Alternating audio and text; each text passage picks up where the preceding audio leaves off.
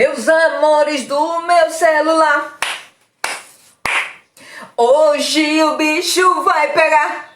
Vai pegar nada, tô brincando. Nós vamos falar um assunto que é bastante comprido, mas que é necessário pra gente aprender. Vamos falar da arte na história, desde a pré-história até os tempos modernos. Então, prestem bem atenção, caderninho para anotar tudo. Mas antes de mais nada, por favor, não esquece de dar o like. E aí, esse sinalzinho assim, tá? Aí desse outro ladinho, você se inscreve. Tem bem aí, inscrever. Você clica e você tá inscrito. Então, vamos começar a nossa aula de hoje. Um beijo.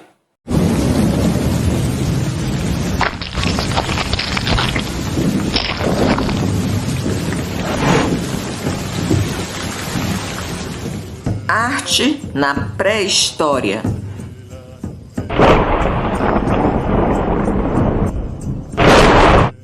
Os primeiros artistas da humanidade foram os homens da pré-história. Eles viviam em pequenos grupos e eram nômades, ou seja, não tinham lugar fixo para habitar e viviam se mudando. Há dois fatos bem importantes nesse período. O homem aprendeu a fazer o fogo, com o qual se aquecia e espantavam os animais, e também eles utilizavam pedras lascadas, confeccionando instrumentos para caçar, guerrear e realizar desenho nas paredes.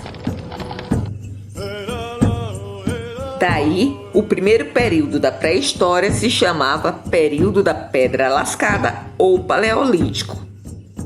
Por esses instrumentos, nós podemos notar que o homem da pré-história se importava com a forma e a beleza das peças.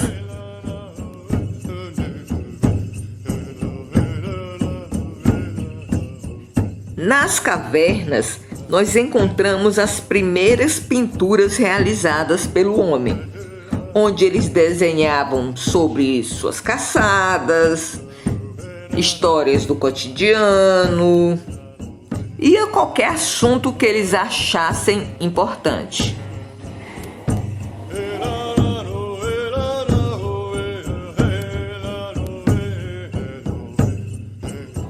Para pintar esses desenhos aí que vocês estão vendo agora, nós temos uma curiosidade. O homem das cavernas utilizava a sua própria tinta, usando carvão, sangue, gordura de animais com terra. Geralmente era terra avermelhada por ser rica em minérios. Eles utilizavam os dedos, também pincéis rudimentares como gravetos, toco, madeira. A arte pré-histórica inclui produções artísticas como as pinturas e as gravuras feitas em pedras, além de estatuetas, como a gente está vendo aí. E essa arte da pré-história nós chamamos de arte rupestre. Não esqueça, meus queridos, arte rupestre.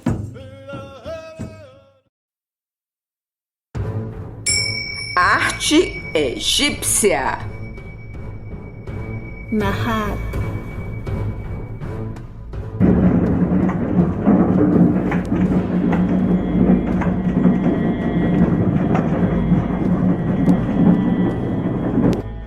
É considerada arte egípcia toda a expressão artística feita no Egito Antigo.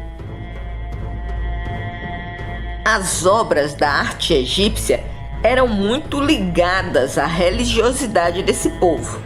Então, grande parte da obra é feita em homenagem aos deuses egípcios.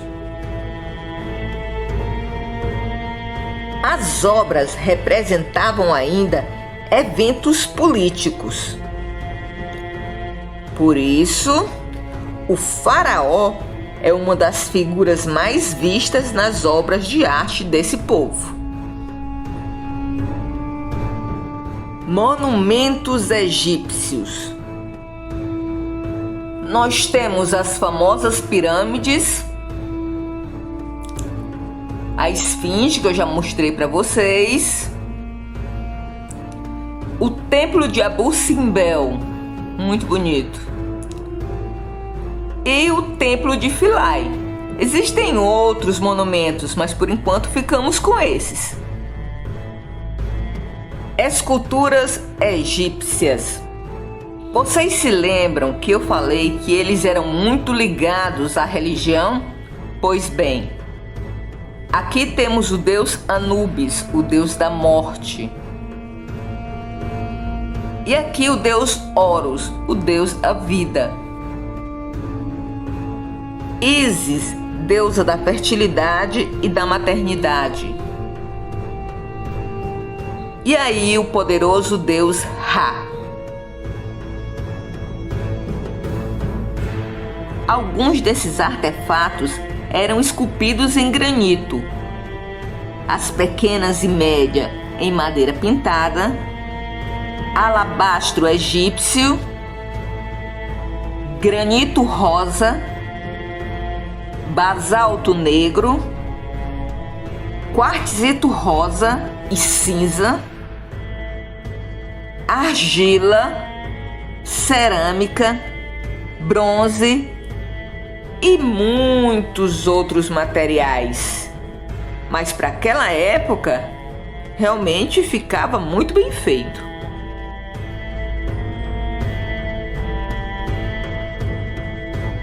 Pinturas egípcias. As pinturas egípcias eram feitas com tinta extraída da natureza. Elas também não tinham 3 dimensões, sombra, e eles utilizavam cores convencionais. A lei da frontalidade, olha só, frontalidade é a característica mais marcante na pintura egípcia. Essa regra determina que o tronco das pessoas que são pintadas deveria ser representado de frente, enquanto a cabeça, pernas e pés ficam de perfil, ou seja, ficam de lado. Observe aí nessa pintura de Anubis, o tronco de frente, a cabeça de lado, e essa também de Ísis, tronco de frente, cabeça, pés de lado.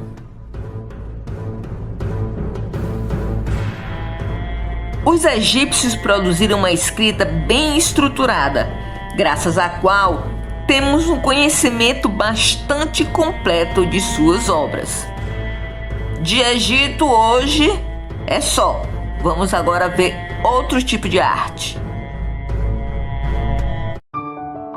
A arte grega.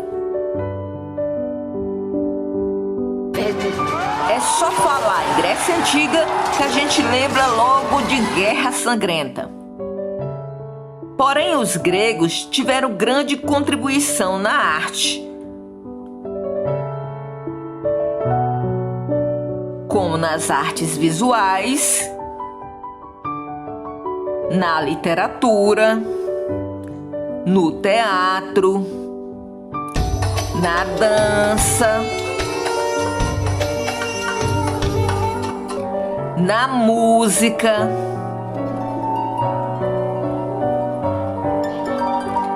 na arquitetura e na escultura. A arte na Grécia Antiga ocupava um lugar de destaque na sociedade. Como os egípcios, os gregos também misturavam arte com religião, por isso construíam grandes estátuas de seus deuses.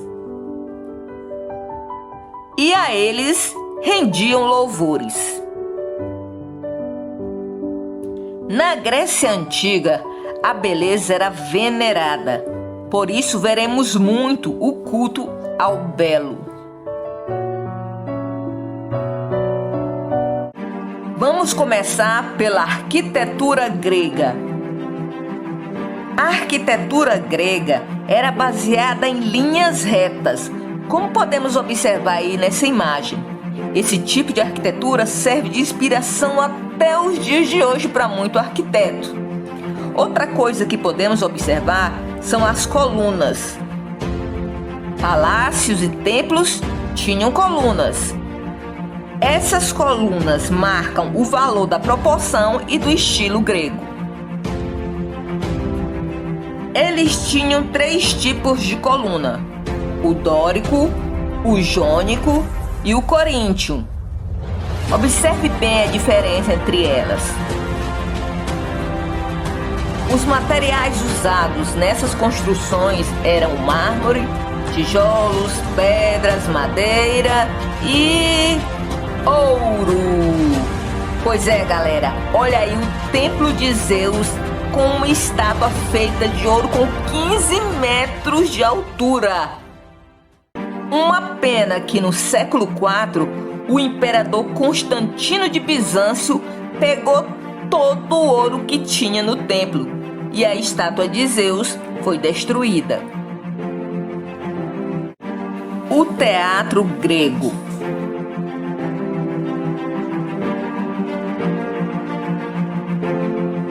Esse teatro possui uma arquitetura espetacular.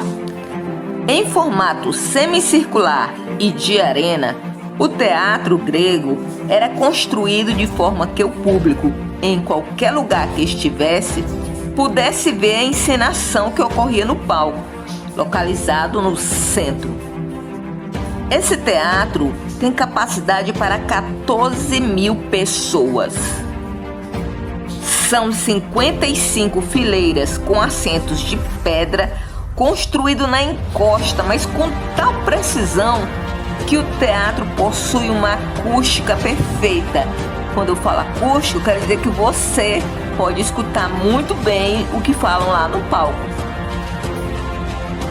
O teatro como conhecemos hoje surgiu na Grécia. Mas antes era apenas uma procissão que louvava o deus do vinho, Baco ou Dionísio, quando tinha uma boa safra de uva. Essas procissões se chamavam de ditirambos. Filho da mãe da porra do pai Jesus! Onde as pessoas dançavam, cantavam e louvavam a Baco pela safra de uva. Eles vinham de cidades bem distantes para fazer essa procissão, esse ditirambo.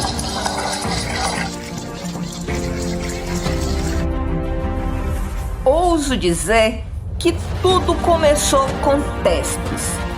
Téspis foi o primeiro diretor de coro. O que é coro? É o que esse pessoal está fazendo aí no meio, entoando cânticos em homenagem a Dionísio. Um dia, Téspis subiu ao palco e fingiu que estava possuído pelo espírito de Dionísio e começou a interpretar. Téspis se tornou, a partir daí, o primeiro ator. Foi Téspis também que criou as máscaras que os atores usavam, justamente porque o público não podia ver de muito longe, então as máscaras eram utilizadas para responder às feições humanas. Vale lembrar que as mulheres nesse tempo não podiam atuar, então as máscaras simulavam as feições femininas também. Com a evolução, as máscaras tiveram todos os tipos de formato, mas antes era assim, uma triste e uma feliz. Ou seja, a feliz é da comédia e a triste da tragédia, os dois gêneros teatrais da Grécia. E daí as máscaras se tornaram o símbolo do teatro.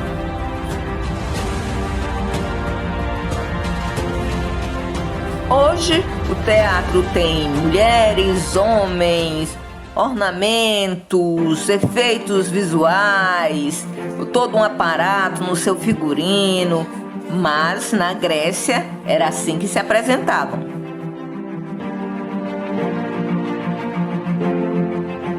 Os grandes escritores gregos foram Homero, Ésquilo, Eurípedes e Sófocles. Tem muitos outros, mas eu destaquei apenas esses 4 aí, mas era bem rico de escritores, tá? Se você quiser saber um pouquinho mais sobre o teatro grego, acesse esse link que tá aparecendo aí para você, que lá tem tudo sobre o teatro completo. A tia Erika vai ficando por aqui, super beijo!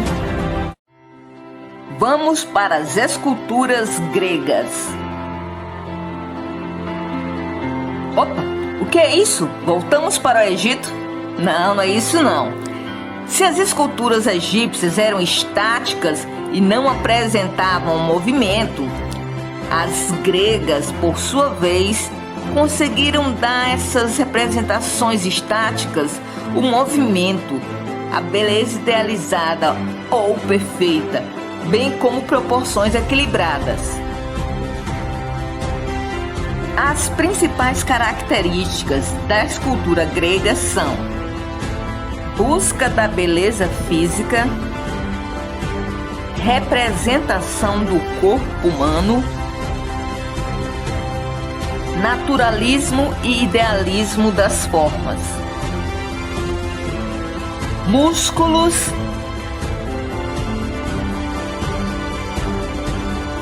veias,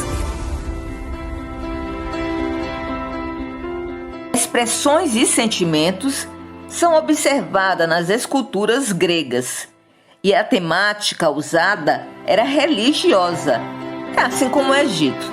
Eles fazem a escultura dos deuses gregos ou de mitos, como Aquiles. E tem muito mais sobre a Grécia Antiga que a gente precisa falar. Mas isso eu vou deixar com o Sr. Foca. Isso mesmo, o Sr. Foca, no canal YouTube Foca na História, tá? Vocês já devem ter percebido que a Grécia Antiga ocupa grande parte dos vídeos aqui do canal. Mas o legado da civilização grega vai muito além da sua mitologia. Nossa sociedade sofreu grande influência por parte dos gregos da antiguidade, e a herança que recebemos ainda é facilmente encontrada no nosso dia a dia. Os Jogos Olímpicos possivelmente é um dos legados mais óbvios. Este evento, que reúne as mais diversas modalidades esportivas e é acompanhado pelo mundo todo, teve sua origem na Grécia Antiga. Sua origem remonta ao mito de Hércules. O evento era realizado na cidade de Olímpia e tinha um caráter religioso. Contudo, as competições esportivas tinham um grande destaque. Se você quiser saber mais sobre os Jogos Olímpicos na Grécia Antiga, nós já fizemos um vídeo a respeito. É só clicar no card acima. Outra herança grega foi a arquitetura. A estética helênica virou sinônimo de arquitetura clássica. Marcada pela simetria e pelas belas colunas, o legado da arquitetura grega ainda é visível nas fachadas das mais importantes cidades ao redor do mundo. As famosas colunas eram divididas em 3 estilos básicos. As colunas jônicas são as mais famosas, já as ao estilo de Corinto são as mais rebuscadas, enquanto as dóricas são as mais austeras e não tinham muitas frescuras, assim como os espartanos, os mais famosos descendentes dos dórios. O teatro grego foi outra herança do mundo helênico que marcou nossa cultura. Com suas tragédias e comédias, autores como Sófocles e Eurípides transformaram o teatro em um entretenimento para as massas. Em seus enormes anfiteatros eram encenadas peças que até hoje são conhecidas, como por exemplo Édipo Rei, As Bacantes e Prometeu Acorrentado. Essas peças continuam até hoje em cartaz em teatros ao redor do mundo. Os gregos também foram responsáveis por grandes avanços na área da matemática, tanto na álgebra como na geometria. O que seria da geometria sem o famoso Teorema de Pitágoras? Outro grande inventor e matemático grego chamado Arquimedes descobriu como calcular corretamente a área de um círculo. Na cidade de Alexandria, no Egito, diversos outros matemáticos de origem helênica expandiram enormemente nossos conhecimentos sobre a matemática. Já a democracia, que se tornou o regime político predominante nos dias de hoje, teve seu berço na cidade de Atenas. A democracia foi um conceito revolucionário, num mundo onde imperava o despotismo, as oligarquias e a tirania. A transferência do poder político para os cidadãos fez tremer monarcas e aristocratas por toda a Grécia. E o temor de sua disseminação foi um dos motivos da Guerra do Peloponeso. Mas, certamente, a maior herança deixada pelos gregos da antiguidade foi a filosofia grega. É impressionante como em um território tão pequeno se concentrou a mais fina flor do pensamento filosófico. Gênios como Sócrates, Platão e Aristóteles deixaram profundas marcas na forma como pensamos o mundo à nossa volta. A filosofia grega, juntamente com o pensamento e a ética cristã e o direito romano, juntos são o tripé da sociedade ocidental. Levando em conta todo este legado, percebemos a enorme influência dos gregos em nossa cultura e seu papel decisivo para nos definir como ocidentais. A arte romana. A arte romana não é muito diferente da arte grega, não. Eu posso dizer até que são similares. Melhor, eu ouso dizer que os romanos copiaram muito da arte grega. Tentaram copiar o teatro. Até os deuses são os mesmos, só que com nomes diferentes. Querem um exemplo? Aqui vai. Zeus, na Grécia, era chamado de Júpiter, em Roma. Gaia, na Grécia, era chamada de Terra, em Roma. Ares, o deus da guerra, era chamado em Roma de Marte.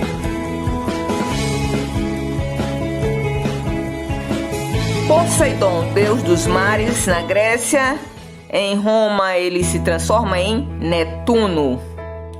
Temos aí Hades, na Grécia, e em Roma chamado de Saturno. E Afrodite, na Grécia, tinha o nome de Vênus. Assim, muitos outros deuses tinham outro nome. Aí você me faz aquela pergunta: Tia Érica, por que colocaram o nome dos planetas nos deuses? Aí eu digo, não, é o contrário. Os planetas foi que receberam os nomes em homenagem aos deuses, que são bem mais antigos, tá?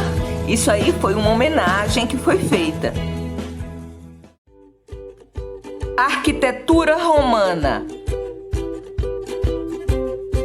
A arquitetura romana sofreu influência da arquitetura grega. Novidade! O luxo e a simetria das formas são algumas de suas características. Só que os romanos fizeram umas pequenas inovações. Ou seja, foram os romanos que aprenderam a construir pontes, fortificações, arcos como esse aí que você está vendo, sistema de drenagem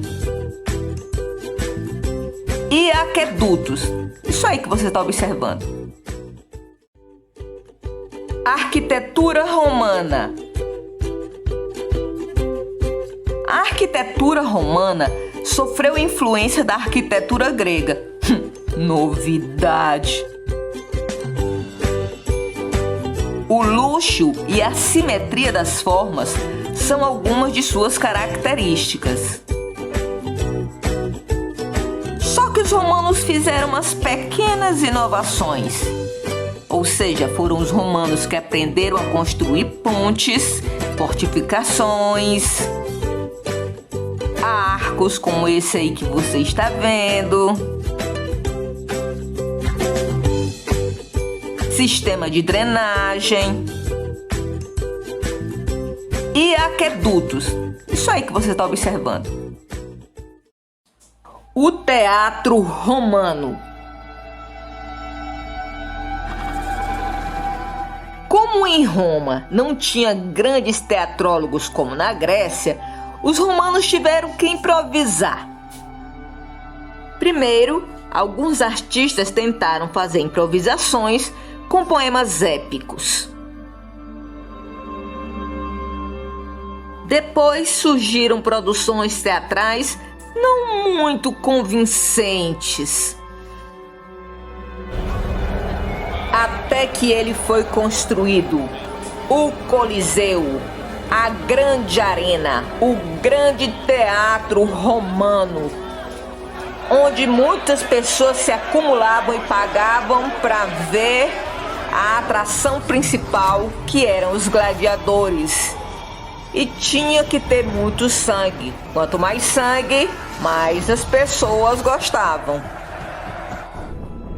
Havia também shows de acrobacias, malabarismos, e era costume jogar pão para o povo.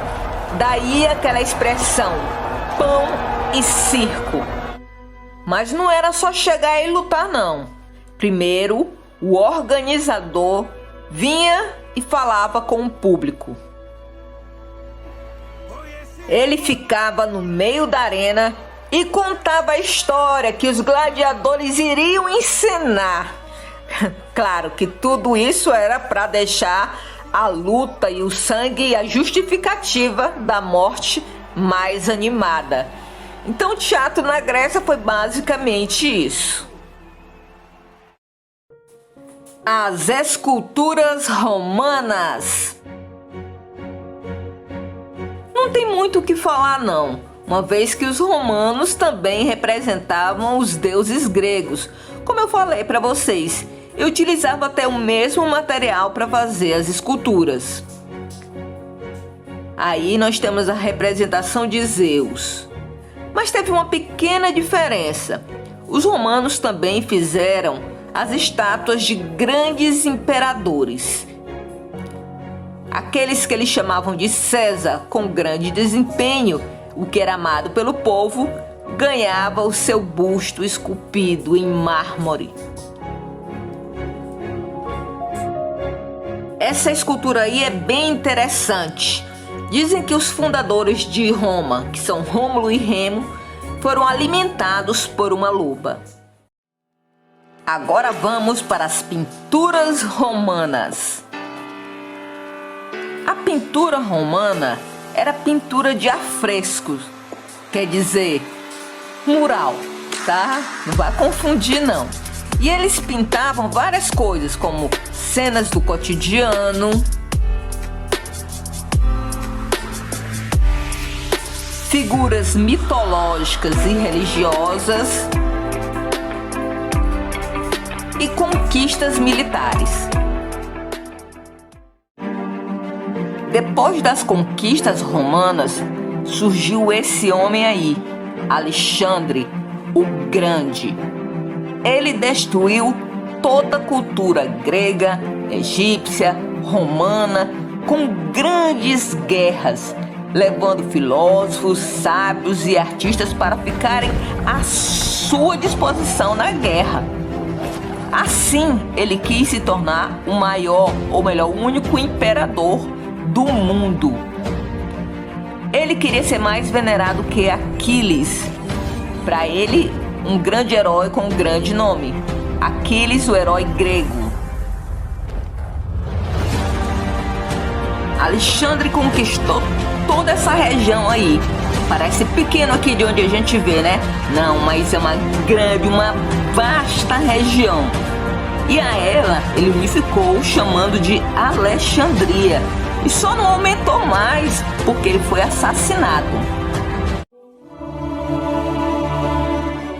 E muito tempo depois de Alexandre o Grande, surgiu o maior de todos os homens. Ele mesmo, Jesus, o Cristo,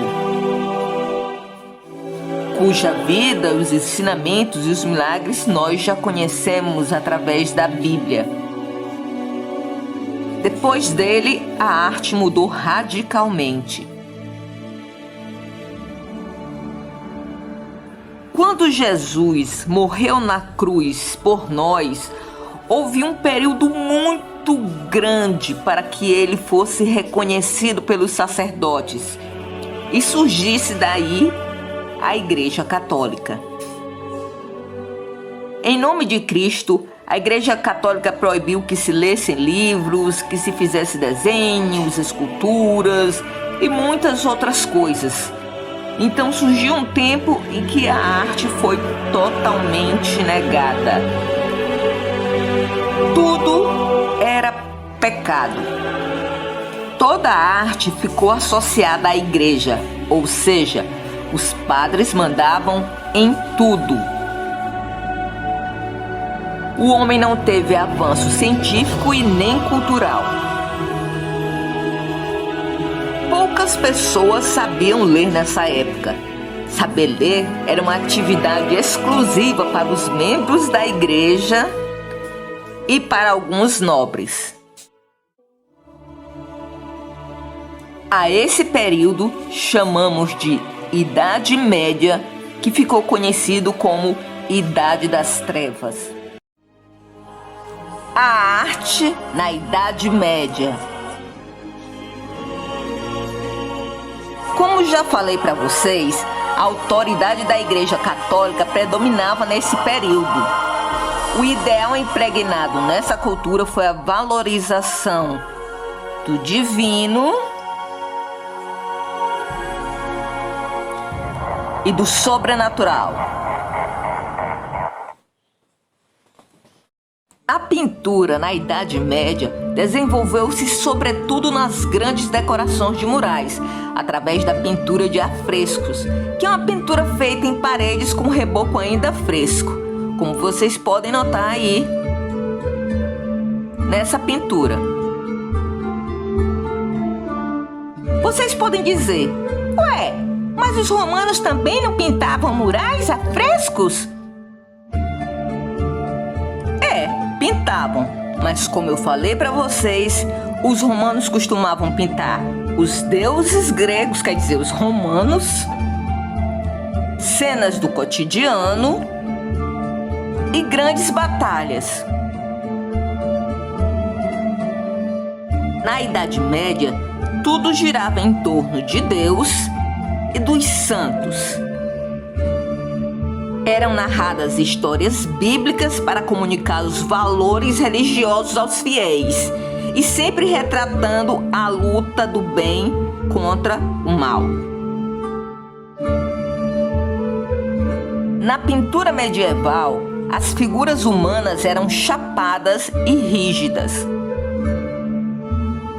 Os santos eram representados sempre com um olhar triste e fixo, e também com uma auréola na cabeça. E o plano de fundo era feito em ouro.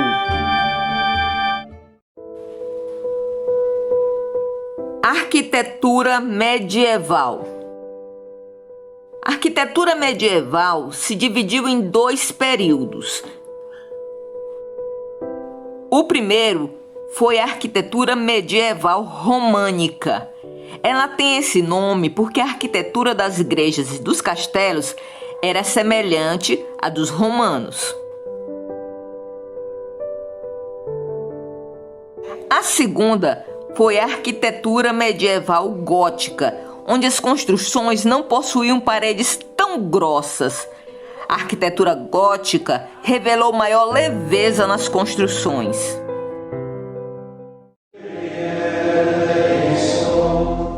O teatro medieval. Meus queridos, quando eu disse para vocês que a igreja mandava em tudo, é porque ela mandava em tudo mesmo.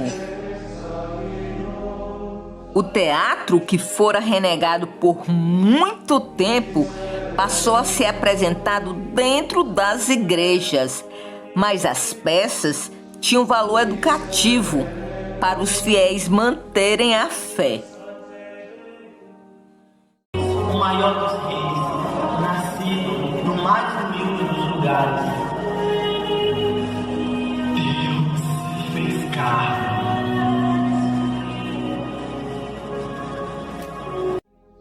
As peças eram sobre a vida de Cristo e o poder do Altíssimo até iluminar a sua luz. Por isso, o fruto santo que nascerá de ti será chamado de Jesus, Filho de Deus.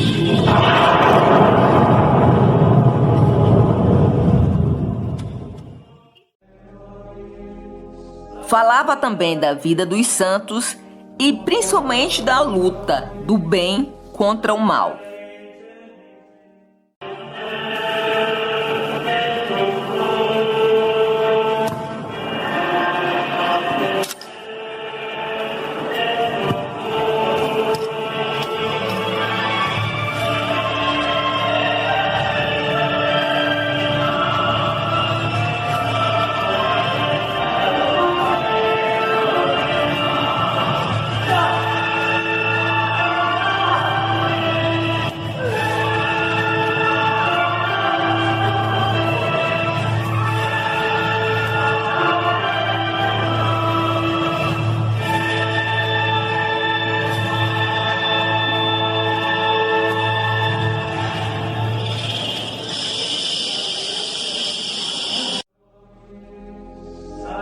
O mal sempre era representado por uma figura horrenda, para mostrar o que lhes aguarda no inferno aqueles que não seguem as leis da igreja.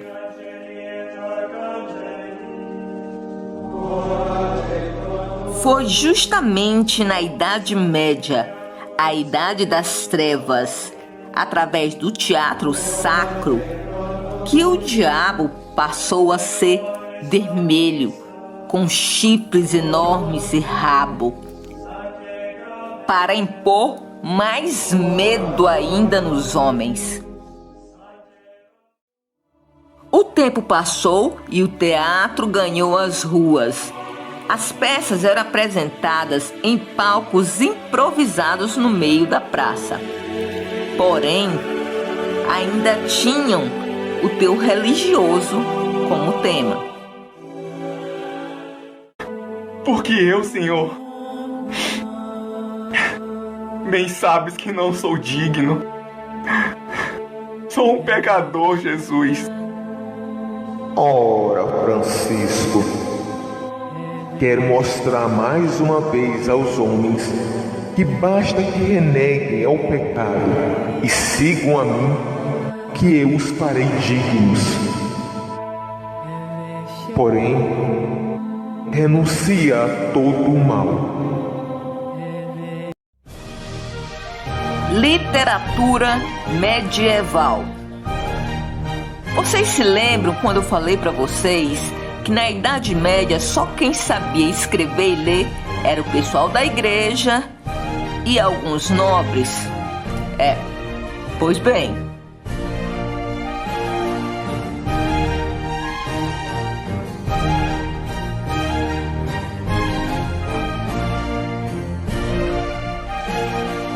a época medieval foi a época dos grandes reis e também de grandes rainhas, como a Rainha Elizabeth. Era tempo dos nobres, do belo, do luxo, tempo dos grandes bailes nos palácios e na casa dos nobres. E daí surgiu a poesia palaciana, que servia para distrair reis e nobres. Essas poesias eram conhecidas como cantigas trovadorescas, que tinha cantigas líricas e as cantigas satíricas. As cantigas líricas, que falavam de sentimento, de amor, do belo, nós temos a cantiga de amigo e a cantiga de amor. Já as cantigas satíricas, que usavam ironia para mangar das pessoas, para falar mal das pessoas, a gente tem as cantigas de escárnio e as cantigas de maldizer. Vão anotando aí, eu vou explicar direitinho tudo para vocês. As cantigas de amigo eram um homem que escrevia, mas ele se passava por uma mulher. E por que isso, tia Érica? Porque naquele tempo as mulheres não tinham direito a fazer arte, só os homens. Cabiam às mulheres apenas serem um símbolo da arte, serem bonitas, belas e cuidar da casa e da família. Então o homem escrevia como se fosse mulher. Já nas cantigas de amor, o homem falava como homem mesmo e declarava seu amor à amada. Ai, essa doeu. Geralmente, as cantigas de amor falavam de um amor impossível e a mulher era tratada como minha senhora. Se as cantigas de amigo e de amor eram para deixar as mulheres totalmente apaixonadas e sem palavras,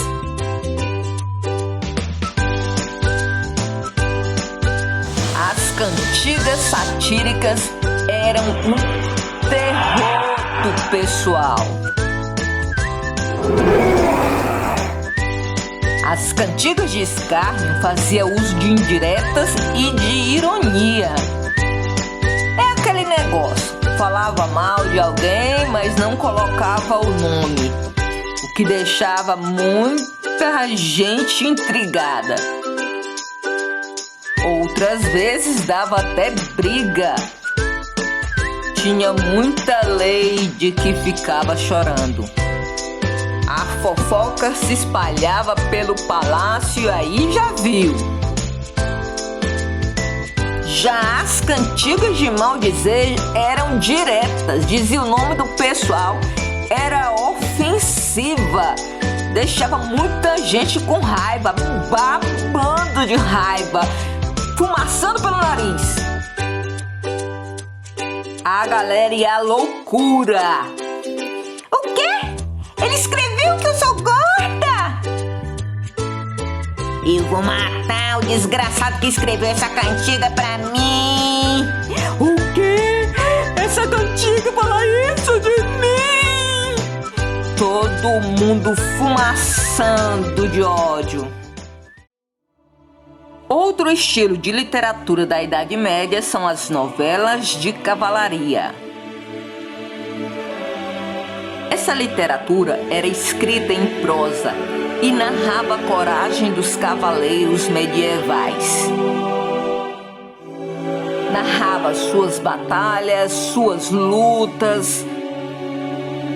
E a mais famosa foi aquela que surgiu o rei Arthur de Camelot. Um rei que veio unificar toda Camelot através de uma única espada, a chamada Excalibur.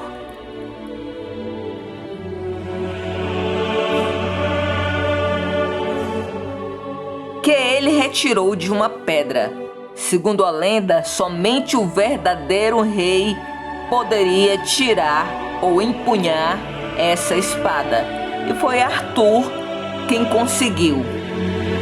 O grande rei de Camelot, Arthur Pendragon. Mas, gente, isso é só ficção. Tem gente que acredita que Arthur existiu mesmo. Outro tipo de literatura da Idade Média eram os cronicões. Nossa, que nome feio, vem de crônicas. Contavam a história da era medieval cronologicamente, assim, no tempo certo, tá? Tem também os nobiliários. Eram os textos que falavam sobre a genealogia dos nobres. Não é porque eles eram gênios, não. É para saber quem foi o pai, o avô, o bisavô, essas coisas. As geografias. Eram os textos que retratavam as histórias de vida dos santos. A gente não tinha que ter outra. Idade Média, tudo com os santinhos ali, tudo junto, né? A igreja comandava. E a historiografia, que é a última, eram textos em prosa contando as grandes realizações dos reis. Nossa! O que vocês não sabem é que muitos reis pagavam para escritores contarem sua vida, isso com um pouco mais de exagero, falando aquilo que ele não fez, né? Isso para que eles recebessem a admiração do seu povo e causar medo nos inimigos. Tinha rei que nunca tinha feito nada e na história dele parecia que ele era o rei mais corajoso do mundo. De Idade Média, a gente fica por aqui. Um beijo!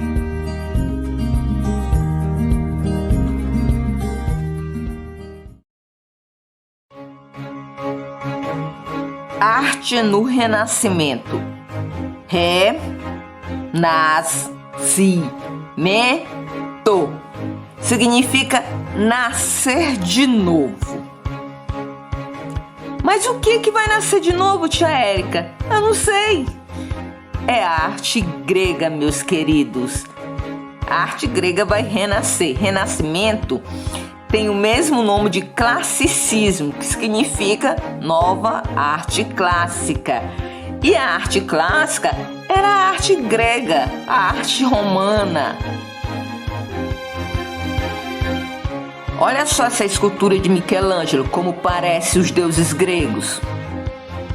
Observe essa outra escultura aí, como parece as esculturas romanas e gregas. E a igreja, tia Érica? Ela ainda mandava em tudo? Bem, ela ainda tinha muito poder. Tanto que muitos temas explorados pelos artistas eram associados à religião e ao plano espiritual. Observe só essa pintura de Michelangelo. Essa pintura é chamada de A Criação de Adão. Aqui outra obra de Leonardo da Vinci denominado A Última Ceia, onde Jesus se reuniu com os apóstolos.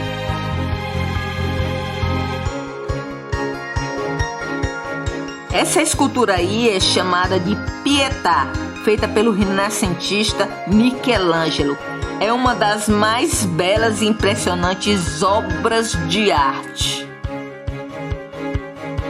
Os artistas renascentistas também abordavam outros temas que não fossem os temas religiosos. Isso está expresso nas suas esculturas, na sua arquitetura e na sua pintura. Essa pintura é uma das marcas do Renascimento e é chamada de Homem Vitruviano, do pintor Leonardo da Vinci. Vocês podem me perguntar, e por que se chamava Vitruviano? É porque essa pintura é feita a partir de uma obra do romano Marcus Vitruvius Pollio. Essa ilustração representa o ideal da beleza e a harmonia nas proporções. Aqui temos a Vênus de Urbino, que exibe uma jovem identificada como a Vênus, a Afrodite, lá da Grécia, lembram? Vamos conhecer agora a Capela Sistina, que fica situada no Palácio Apostólico, residência oficial do Papa. Essa obra renascentista é um dos maiores tesouros da humanidade.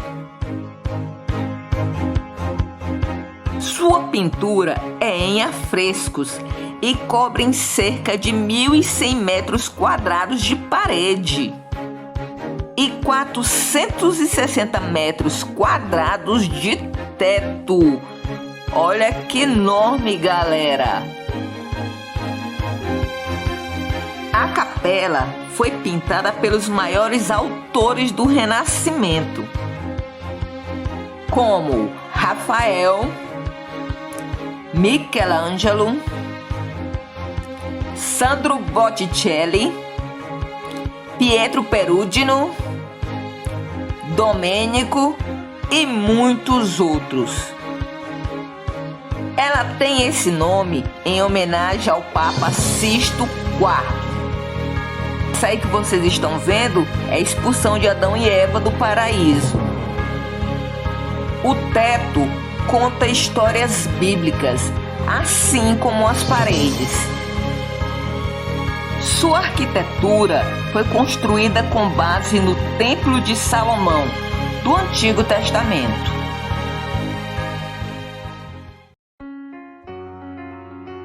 Literatura classicista. A literatura no classicismo ou literatura no Renascimento é a mesma coisa.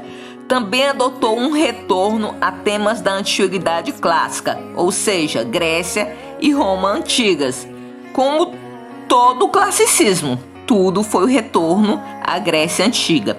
Como principais autores, temos o primeiro, Francisco de Sá Miranda, que escreveu obras com diversas temáticas. Vamos conhecer as temáticas dele agora. Reflexão moral, temas filosóficos, temas políticos e lirismo amoroso.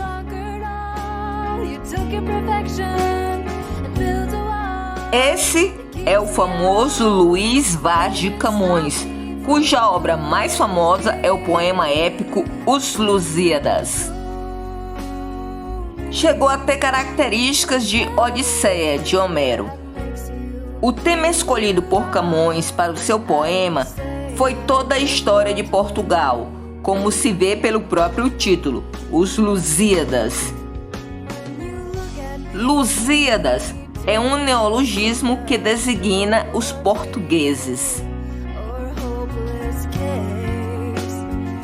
Ainda tivemos no Renascimento Bernardino Ribeiro e Antônio Ferreira. Aí você me pergunta, e o teatro, tia Érica? Não teve teatro na época do Renascimento? E eu digo, claro que teve, e em grandes proporções. Mas aí eu teria que falar do teatro elizabetano, de William Shakespeare e suas obras, que são muitas. Teria que falar da comédia dell'arte, todas as suas características. Isso é muito longo. Fica para uma próxima aula. Essa parte da história da arte fica por aqui. Na próxima aula nós vamos ver o módulo 2, com mais história sobre a arte, tá? Eu espero vocês. Beijos!